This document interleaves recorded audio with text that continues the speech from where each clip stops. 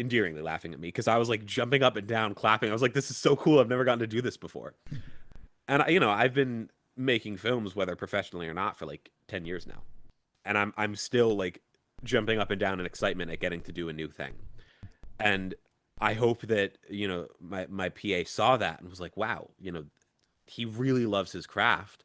This is really cool. I want to keep doing this." Hi, I'm Benjamin Kapit. I am the creator, writer, director, star of The Sunrise House and a couple other things here and there. You can find me at Benjamin Kapit Official on Instagram and TikTok, and you are watching and listening to Two Geeks Talking. Good morning, afternoon, evening. We're going to Geeks Talking is an entertainment industry interview show where we interview the creative people from the comic, film, TV, movie, and video game industries. And of course, I'm your host, Kurt Sasso. We're joined today by a filmmaker, director, producer, editor, etc., etc. He has many titles in the TV and film industry, but he is joining us today, first time on Two Geeks Talking, to talk about The Sunrise House. We're joined by the ever-talented Benjamin Kapit. How are you doing today? I'm doing well, Kurt. Thank you for having me. That's good having you on here. For those that don't know anything about yourself as a creative person, tell us who you are and what you're bringing to Two Geeks Talking today. I am a filmmaker. I work behind the camera, in front of the camera, in front of a computer, kind of all over the place. I'm bringing my project, The Sunrise House, which we shot the first season in 2020, actually. And I just recently did a visual effects and color remaster of it. So I thought now's the perfect time to talk about it and have a fun discussion, a geeky discussion. The Sunrise House, it follows Isaac, whose grandfather has passed and has left him behind a lake house. And he goes up to this lake house with two of his friends to kind of clean it up, and finds instead that his grandfather has left him behind a little bit more than just the lake house. He's left him behind a little bit of a mess in relation to another world that has started leaking into this one. And Isaac has to figure out how to put a stop to this. Okay, cryptic. I like it. No, of course not. I'm looking forward to this here. I'm fortunate enough to work in the TV and film industry as a DIT here, and I love seeing the behind the scenes process of this here. When you set out to make The Sunrise House, what question about yourself or your creativity were you unconsciously trying to answer? So it was an interesting project for me to try and make because we shot it really at the height of COVID. It was a project that really came out of boredom for me. I started writing it in November of 2020. I had texted my friend Jack, who ended up being the director of photography on this and helping with a lot of the visual effects and production design. And I said, Jack, I'm losing my mind, cooped up in my house. We need to do something. And I think whether conscious or unconscious, the question that I was trying to answer is how small of a crew and cast can I create something that is still powerful? I think there were seven of us in total that worked on this project. It's the first season is about an hour long. It's 6 episodes, and there were seven of us that lived up in this lake house for I think 10 or 11 days and shot this thing. I always love the fact that you look at filmmakers and how they talk about themes and how they talk about the process and the focus and all those other fun keywords that directors seem to throw out there that, just create those buzzwords that you're used to seeing on Entertainment Tonight or whatever. Themes, though, are something that sometimes you can discover late, though, in your process here. For you, when did you realize what The Sunrise House was truly about beneath the plot mechanics? So there's actually a fun story to that. I started writing it as a short film. I was like, I'm gonna write a short film. We're gonna go up to the lake house. We're gonna shoot it. It's gonna be like 10 minutes. We're gonna put like really rehearse it and go hard on each scene and spend a ton of time lighting everything. And then I named it The Sunrise House. And I was like, okay, this has to be a sci-fi show. Oops. And it took me not as long as I think it would, because before I named it The Sunrise House and before it became something sci-fi, I had written the first couple scenes. And in it, Isaac talks about how he's writing a eulogy for his grandfather. And to me, it's really it's really been about loss since the beginning. It's been about the effect that losing someone you love can have on a person. I mean, that was even before it became a sci-fi show. I'll, talk about these first couple scenes. Isaac is staring out at the water at the lake, and then he comes inside and he's talking to his friend Julia, and she's asking about his grandfather and why he left the house to Isaac. And you can feel Isaac's difficulty in talking about this. And then he wakes up a little bit later and there's a giant floating red orb. And that's where the sci-fi element came in. I was very lucky to really feel this theme before I wrote much of it. That I was lucky to discover this in the writing before it even became what it ended up being. Working with a tight crew, working with actors, very small crew. Like, I mean, that's like guerrilla style in itself, because everyone's pulling a role or two or three. How many hats did you have to wear, and were they comfortable in terms of this entire process? I mean, the main ones that I wore on set. So I played Isaac. I was the director and the producer. I would guess kind of the first AD. In post production, I worked as a colorist and helped a little bit with the editing here and there. I did a bunch of the visual effects and the music and the sound design, and of course I wrote it. But on set, it was really only those main like four. I come from a background of doing most stuff myself because when I started when I was like 15, I didn't really have anyone else, and I was so lucky to work with such an amazingly supportive and fun crew that it all felt really natural. I mean, if I had picked the wrong people, it would have been an absolute disaster and I would have been like crying. But they were so collaborative and supportive of me and of this project. I mean, especially like Jack, my director of photography, who I couldn't direct and be in front of the camera if it weren't for my immense amount of trust in him as a creative and as a filmmaker. I wore a number of hats, but thanks to my crew, it was fairly easy. Did you find an unexpected skill or a personal habit that helped you finishing seasons one, and we'll get into season two in a little bit? I don't know that I did. I think that my skills have obviously grown a lot through this process, but I don't know that specifically this show unlocked anything, any other project that I've worked on didn't. I think it's just been, it's been like building a muscle. I've just been working on it over time, and the more effort I put into it, the better it gets. Talk about the tech side of things, because I always love what equipment you had, because obviously being geeks we have to like spout about our equipment here. Oh yeah. What were you shooting on? What was your kit basically for cameras, lights, sound, all that other fun stuff? So not that impressive actually. We shot season one on a mix of cameras. The any drone shot you see is on the original Mavic Pro. And then for our cameras, we had I think it was the Blackmagic 2.5K cinema camera and the original Micro Studio, or not Micro Studio, Micro Cinema, both with Speed Booster, thankfully. And then our lenses, we were just shooting on Rokinons. Like it was very bare bones. I mean, Jack and I were 19 and 20 respectively at the time we shot this, so we didn't have much. Season two was shot on slightly nicer camera, but the same lenses, and now thankfully we've upgraded to some nicer kit. But we really shot that with whatever we could scrounge together.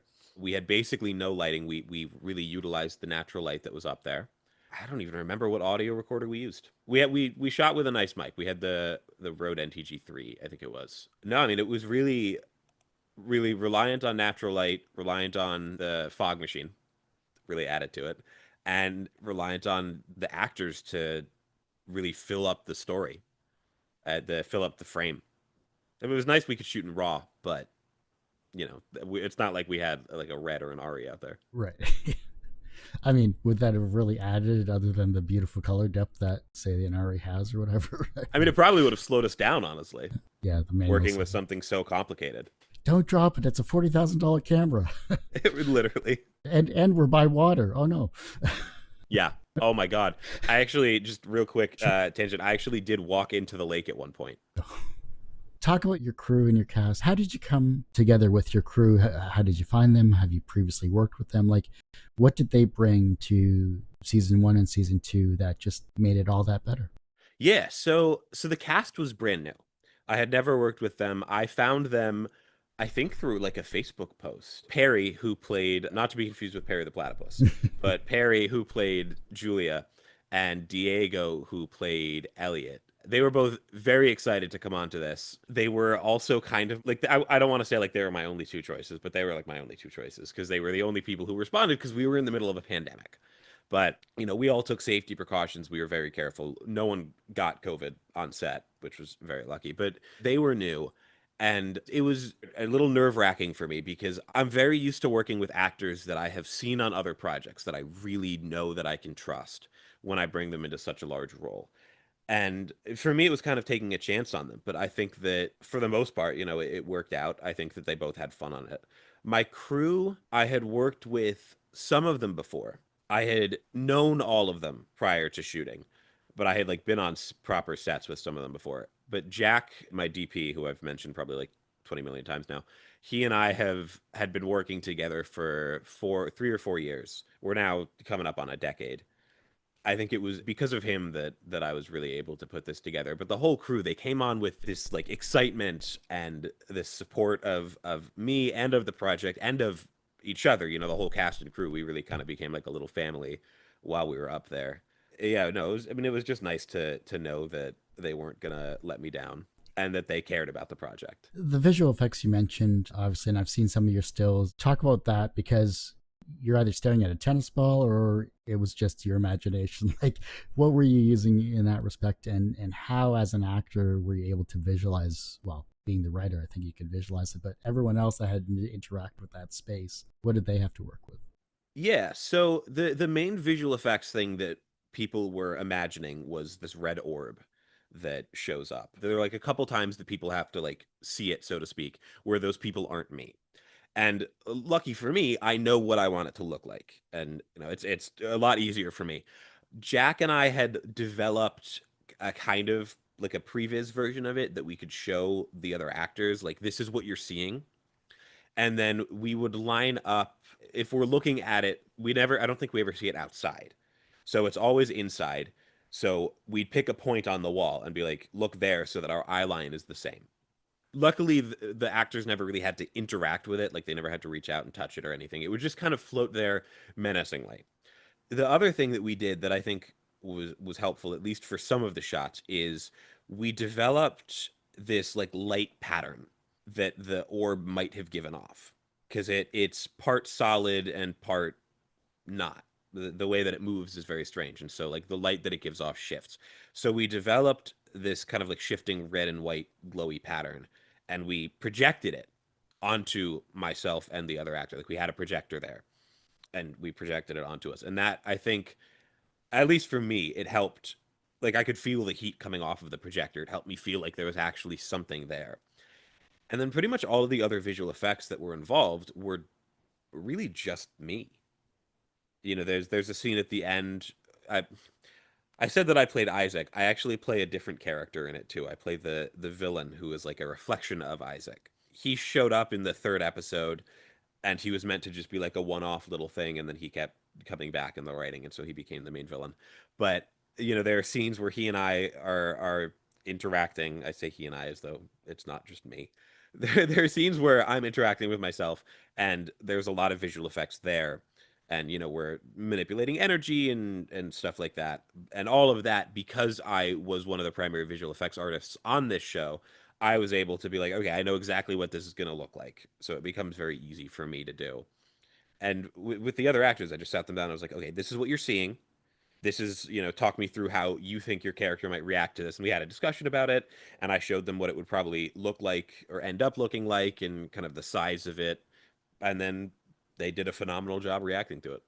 I mean, that takes a lot of imagination. That takes a lot of communication, trust. Obviously, when it comes to actors here, did they bring any concepts or ideas that either added to the script or gave you a different viewpoint as to the process as you were working with it in terms of storytelling? I mean, I think any actor is going to bring that in a little bit. They're going to bring in a side of the character that you didn't necessarily expect to be there. When I write all of my characters, they have a different voice, but of course, they are pieces of me. It's an honor for me to get to give those pieces to someone else to play around with. And specifically Perry, who an incredibly talented actor. Diego, who played Elliot, this was his first project that he'd worked on. But Perry, I mean, she went to school for it. She was trained, and I feel like the discussions that she and I had about her character and about my character and just the way that we interacted brought a depth to Julia that I couldn't have had in the writing. I'm incredibly grateful for the expertise and also the perspective that she brought to the show, because she's coming into it not only as like a trained actor but also as an English major, and so her understanding of the text and the discussions that we had. I mean, we would, before scenes, while Jack was setting up, we would sit there for like 30 minutes just talking through what's going on in this show and what could this line mean, and when these characters do this action, why, and like what's going through their heads, or just like building out this this world, this reflection of our world that exists in this, talking about why is it there, why does Julia think it's there, what are all of these characters uncovering. And the ideas that she brought to it really, I think, expanded the scope of the world in my head. And while there won't end up being a third season, just for we've all kind of moved on to other projects, and we're all very busy, and I have other things I need to do. There is a third season written, and the idea for it exists because of Perry, actually, and because of a discussion that I had with her about where the story might go next. I was like, if I'm gonna do something after the second season, maybe this is my idea, but it would have to be better than the second and first season combined. She was like, oh, I have, so you could do this and this and this, and I was like, ah, crap, now I have to write it. But yeah, I mean, she brought just such an amazing perspective to it. Did you learn anything about human behavior or psychology when interacting with your fellow actors and while writing the scripts? I mean, I think the main thing I learned about it actually was just with us being in a house for 11 days. I don't know that it had much to do with like the actual story itself, more related to us living on location. Because I had done a project where myself and the cast and crew lived on location before, but we were much younger. And with this one, with us all being, adults, I don't know. It was interesting to watch the dynamics appear. Two of the people on the set actually ended up dating, and so it was very interesting to watch that happen.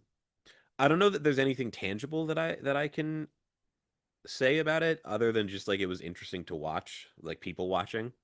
But yeah, it was like interesting to see friendships form, and where there was tension, and where for the people dating, where there wasn't tension, or where there was tension but a different kind. I'm always curious about human behavior and psychology, especially from a writing perspective. You're putting yourself into your scripts, obviously, either consciously or subconsciously, and the fact that you people watch as you were just kind of lends to your creativity in terms of future projects. So I was always interested about that.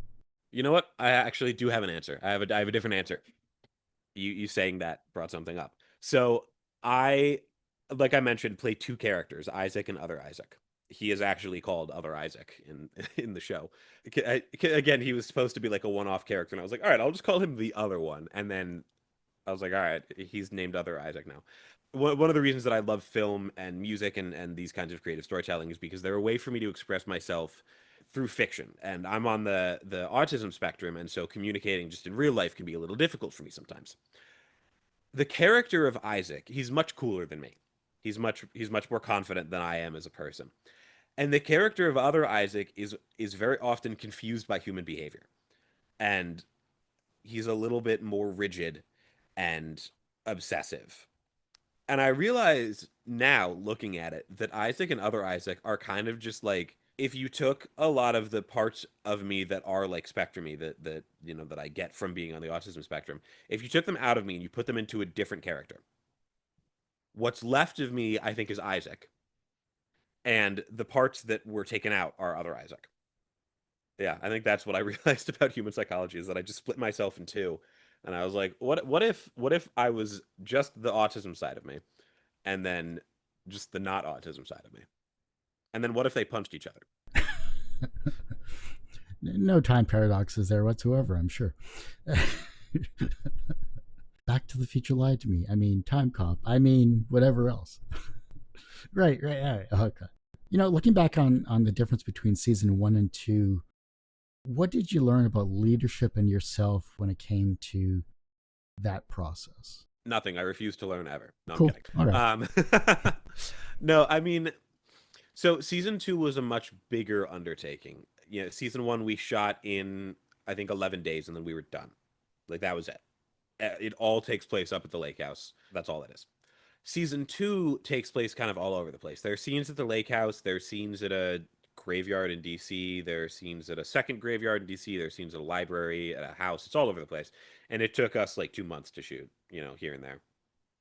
I think the biggest thing that I learned when it comes to being a leader is just organization. Just how to keep everything organized and running smoothly. With season one, it was easy because we were all there. And so I didn't have to worry about like, oh, is an actor going to be available for the scene? Are we going to have, enough time in location to shoot it? Because the answer was yes, we would. And the actor would be there because they were stuck there. Not literally. I wasn't like keeping them hostage. But with season two, it became a lot harder to juggle because Jack wasn't always free and the actors weren't always free. And we added two new actors, kind of two and a half. And we also were working with more complicated equipment. So we needed not just Jack to do the camera, but we would also need a first assistant camera. We would need sometimes a grip, maybe a gaffer. It became much more complicated, and so I think what season two really taught me compared to season one was how to organize a project of that scope, of that size. And it was not the easiest, and it took practice. But there are projects that I'm doing now where I'm like, okay, if I hadn't had that practice on the second season of the Sunrise House, I'd be screwing this up big time. And if I had to do it beforehand, but thankfully now I've had that practice and I've had that learning experience and come away with it much better at organizing and scheduling everything. So, what have you done in terms of your current projects that have helped you be more organized? I mean, I think it's just like I mean, taking the time to really sit down. I like rushed into season two a little bit, but the communication channels that I run through, I'll have a first AD now on Sunrise House season two. I didn't have a first AD. I will have a larger production team, and I will delegate a lot more tasks, and then I will just you know spreadsheets, lots and lots of spreadsheets nowadays. Gotta work with Excel. Love those. Exactly. If you could outsource one mental burden of filmmaking that drains your creative bandwidth, what would it be? That is actually a really good question. Man, I don't know. It's hard to answer because as much as some things do drain me, I love them. I love all of the aspects of filmmaking that I do. They're so fun. I mean, there are things, I already kind of outsource, I hire a first AD now because that's something that I don't love to do. If I were going to give you a cheap answer, it would be that, but I already do it. Like I already have someone else do that. I think for me, the thing that drains me the most on set, or not on set, like in filmmaking in general, is the sound effects editing. Just looking through, banks upon banks of sound effects, it can make me go insane just a little bit. And as much as I love, the sound design element of like making cool whooshy magic noises, it's like the aligning footsteps to people walking that I'm like I could be doing anything else right now. I think that's my answer. That's what I'm gonna give you is the sound effects editing, like aligning footsteps and Foley and cloth stuff. It doesn't feel as creative for me because, you know, getting to design like the sound of the orb, for example, the sound that it makes, I got to imagine something new. Well, I have yet to be walking down the street and see a glowing red orb, so I got to take from nothing. But footsteps sound like footsteps. Good audio design is difficult, but you notice bad audio design in films. Oh, absolutely. A good audio designer, like a good sound effects editor, is worth their weight in gold. I'm just not it. And I can recognize that about myself. And I'll do it when I need to, when I don't have anyone else. If I was like given one person to take one job away from me and do it for my projects, that's what I would pick without a second thought. Was there any books or films or a piece of art that changed your way about your visual storytelling? Maybe not your favorite, but one that just kind of rewired your instincts? Every time anyone asks me a question about like films in the past that you've seen, I forget every movie that I've seen in my entire life. I'd have to like go through my letterbox and be like, maybe this one. I think you asked about visual storytelling, right? That is a hard one. I don't know that I can pick one. I know that's like a kind of a cop out answer, but I don't know that I can pick one. I think that every movie that I make is an amalgamation of every movie that I've seen. I am pulling inspiration from so many different places that it's hard for me to pick just one. If you said just like storytelling in general, like writing, I'd be like, all right, Shawshank Redemption off the bat. But with visual storytelling, I think that yeah, it's a combination of so many different things. It's recent, so it's like recently been having an effect on me. I can't attribute it to the Sunrise House, obviously, and it's not a movie, it's a show. But Severance, the visual storytelling in Severance is immaculate. The DP in that, she's incredible. As I shot list future projects, like since I've seen it, I can feel its influence. Like I can feel it clawing at me, getting its grubby little hands all over me. It's such a beautiful show. So yeah, that project is amazing. And then also a TV show and completely different from Severance, but The Newsroom. The way that they shot that to feel so diegetic without it actually being like a mockumentary. It's such a beautiful show, and it really brings you into the moment. And that's something that I strive to do as a filmmaker is try and make people forget that they're watching something, and that try and make them feel like they're actually there. We always have our favorite musical scores. For me, I'm a John Williams fan, Hans Zimmer, insert, oh yeah, just insert every amazing musician and composer out there that have done TV and film, even classical, etc. Creating music for your own film is something that I could never do. It's not my wheelhouse whatsoever. But talk about your musicality when it came to season 1 and season 2, and what did you draw from to create this amazing score, or these amazing scores, I should say. Yeah, I mean, so seasons 1 and 2 are very different in terms of the score. Season 2, the score is much bigger. I would say it's much more classical in terms of the instrumentation. Like it pulls a lot more from modern film scores. Whereas season 1, I kind of I was experimenting a little bit more. For me, music is such a powerful storytelling element, and in independent film, it's one that's consistently overlooked. I was learning piano before I had ever touched the camera in my life. And so music was really my first love, my first, storytelling element. It's a joy to get to bring it into film. And I use it on set a lot, actually. When I am writing these projects like The Sunrise House, or like some of my other stuff, like some of my older films like Reality or, Torrent Rising, I'll come onto them with themes already written and recorded. And I'll be able to sit the actors down and play these things for them. And it gives them a feel for the vibe of the project, the feeling of it in a way that my words I don't think ever could. Because like I said, I can struggle sometimes with communicating verbally on set. And to be able to just be like, okay, this moment here should feel like this piece of music. And to be able to just hit play on something that I had made and have the actors go, okay, I get it, and then they nail it in the next take. It's just such a beautiful feeling for me to be able to be like, okay, I used the tools I had to communicate. Yay, go me. Um, I mean, I did a show in college called One Door Over, and the main theme of that before we were on like the second episode, and people would be on set humming it. Nice. But before we literally hadn't gotten to the third episode, and people would be humming it because it's really catchy. It's called the Berkshire theme. You can find it on any streaming service. But the more important part of it is that it captures the essence of the show, of the relationships between the characters.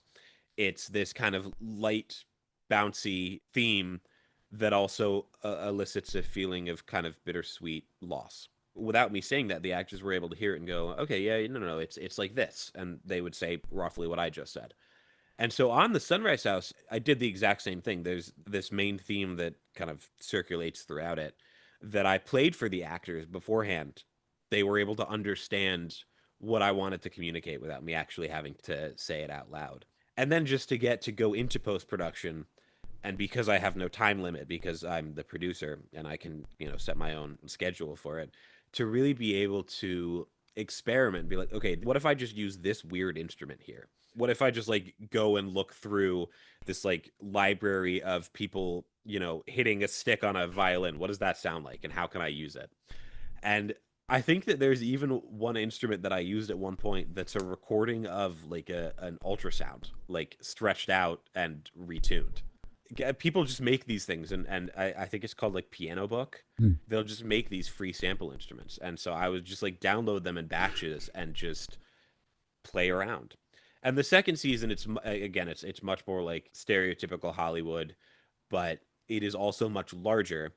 And season two in general is much larger, and I think that's why I made that choice to go a little bit more contemporary. But season one, it's supposed to feel weird and unsettling and cramped and claustrophobic. And so there's not a lot of normal instruments, so to speak, other than piano, which of course, is my main instrument, so it's throughout everywhere. There's a lot of weirdness in it, which was so fun to do. Pushed your creative boundaries when it came to music making. I love it. Exactly, yeah. Everyone has one person that inspired them on their path to where they are today. Who was that for you? I think it was my dad. I love him dearly. He is not a creative person, not in the way that I am, at least. He has a camera, not phenomenal with it. He is kind of jealous of myself and my brother for our creative skills, but he has this positive attitude, this desire to learn and to listen to other people that I admire so much, and that I am constantly yearning to emulate in my life. He's so bright, so good at what he does and what he sets his mind to. Even at things that he is struggling to learn, he keeps going and he doesn't give up. I mean, even now he's pushing 70 and he's learning, he's getting better at guitar and learning banjo and learning to draw. It's such a joy to watch him get to still be a curious child at his age. I look at that and I'm like, man, that's what I want to be. I never want to stop learning. I never want to stop being curious. He's been so supportive of me throughout my life, not just as a person, but throughout my like creative life and creative exploration. He's been just an unbelievable fan of mine, and he's a great person to talk to. And every time I'm having a problem creatively or like logistically with my films, he's like one of the first people I'll go to. I'm like, all right, I'm having this problem. What are your ideas? Let's just talk it through. So I think he's just been a huge inspiration for me throughout my life and creatively. And I definitely would not be here, and be as far along as I am if it weren't for his help. From a professional standpoint, you are a successful filmmaker in, of course, not only the Sunrise House, but your other endeavors in terms of the photos you've sent me and your IMDb and everything else like that. So, from a professional standpoint, you are a successful person. Do you consider yourself personally successful? These are very introspective. I like what I do. I like what I do. I get to tell stories and do creative problem solving. A lot of people when they're younger, they're like, "Oh, I want to make movies." And then they grow up and they'll find other passions, but I'm still out here and I'm making movies. And a lot of the work that I do outside of the filmmaking aspect of it is I'll do a lot of like event work. I'll bring my camera and I'll do event work with people, or I'll get to score other people's films, and I get to show up places with a camera and create beautiful images. And I often get to do it with people that I really, really care about and really enjoy and work well with. And my partner actually is also in the filmmaking sphere, and I get to do a lot of work with them. They're an incredibly talented photographer. The photo right now that is my headshot on the screen was taken by them. Getting to do the stuff I love with the person that I love and with people that I love, no matter how much money I have in the bank or how nice my car is, which it's not, it's falling apart. But regardless of those things, I think that I am a successful person because I'm doing what I love with people that I care about. The reverse of success is failure. How do you deal with your failures? There's a long answer and a short answer to this. Not like long. The long answer is I will look back and really just analyze. I'll try to step out of myself. I'm no longer Benji. I'm no longer the person who failed or was involved in the failure. I am now an as objective as one can be third party. What went wrong? What could have been done to fix it? And as with most failures, often the blame is all over the place. I can say, okay, well, if this person hadn't done that, but also if I hadn't done something, there's always a back and forth. And so I'll try as hard as I can to take a step back and just look at everything that went wrong. What could have been prevented? What could have been changed? What could I have done differently? How could I have helped someone else do something differently? And then the short answer is I take a day to grieve, I get up and I say, what's next? And I move on. Can't get down in the reeds. It's a spiral. Exactly. That's why we have coffee and something stronger. Exactly. Exactly. The young generation is looking at your work and they're becoming inspired to be creative in their own way, whether it's as a filmmaker or something else along the lines. Maybe you're inspiring them down that path. How can they inspire the generation that follows them? I have been told in the past that I have a superpower. And that superpower is I'm able to get people excited about my projects. And I think that that's how I inspire people is that I'm personally so excited about my projects that they then in turn get excited. And whether or not my projects turn out amazing, I look back at the Sunrise House season 1 even after this remaster and I'm like, man, I could list, you know, a hundred things that I wish I had done differently. But I'm still so excited about it because it's so cool. I got to take six of my friends and go up and live in a house and just make this. And I think that that's how the next generation can inspire the one after them and the one after them and the one after them is be excited about the work that you're doing, about the stories that you're telling. Realize that it is such a privilege to get to go out and be creative for a profession and bring people onto these stories and onto these productions and let them be excited. I've been on productions where I'm like, when I was younger, where I'm like, oh my God, I'm on a film set. That's so cool. And people are like, yeah, whatever, buddy, just do your job. I was like, okay, geez, my bad. You guys are working with like an Ari Alexa, and I'm not allowed to be excited over here as a PA. And so when people, new people come onto my sets and they're like, yo, can I ask you like questions about your camera and about how you do all of this? I'm like, of course you can. Let's talk about it because it's cool. And I think that that's the way to keep people excited is to stay excited, to just enjoy the work that you do. I was on a music video this past Thursday where I got to set up a menace arm, which for anyone watching who doesn't know, it's this like giant boom arm rig for a light, so you can have like the stand off to the side and the light comes out like 15 feet, up in the air. And I'd never gotten to do that. One of the PA was laughing at me, like endearingly laughing at me because I was like jumping up and down, clapping. I was like, "This is so cool! I've never gotten to do this before." And I've been making films, whether professionally or not, for like 10 years now, and I'm still like jumping up and down in excitement at getting to do a new thing. And I hope that my PA saw that and was like, "Wow, he really loves his craft. This is really cool. I want to keep doing this." And I hope that then my PA, I hope that she does that on one of her sets and when she's directing and another PA sees that and it's like, wow, that's really cool. She really loves this craft. I want to keep doing this. And it passes down. Last question is this before we wrap up the interview, and I really appreciate your time here, Benjamin. Oh my God, I appreciate you. It's my pleasure.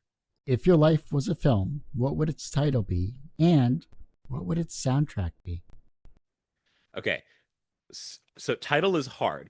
Soundtrack is the albums Lean Into Life, USA, and the Yips by Petey. Petey. Title would be Oops, I started another project. I just can't stop doing them. As long as you finish it, that's the main thing. Yep, totally. Yeah, No, I used to be very bad about that, but nowadays I actually do finish my projects. that's good. Well, Benjamin, I hate to say it, but that ends this particular episode of Two Geeks Talking. I want to thank you so much for being on the show.